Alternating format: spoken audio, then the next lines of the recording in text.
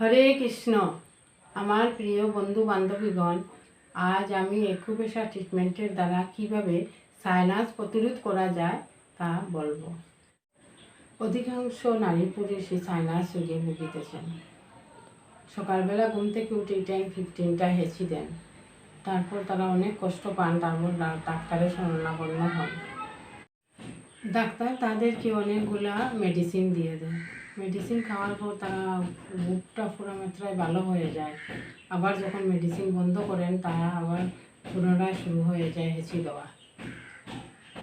কারুর doctor operation করতে বলেন, তারা অপারেশন করেও অনেক ক্ষেত্রে ভালো ফল পায় না। কিন্তু একুপ্রেশার ট্রিটমেন্টের দ্বারা মানুষের পুরো মাত্রায় নির্মূল করা যায় সাইনাসটা। একুপ্রেশার ট্রিটমেন্টটা হলো হাতের আঙ্গুলের নৌকে এইভাবে চাপ দিতে হবে, সব নৌকের।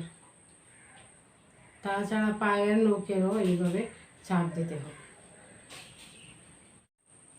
এটা যদি ধৈর্য সহকারে 5 টাইমস 10 টাইমস খালি পেটে করতে পারেন, 15-20 ডেজের মধ্যে আপনি আরাম অনুভব করবেন এবং ফল অনুভব করবেন।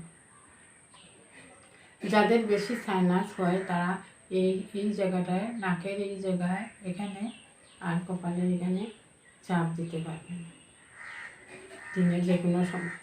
আপনারা এটা করতে পারবেন। আজকাল রাস্তাঘাটে যা ধুলাবালি, মাস্ক ব্যবহার করবেন।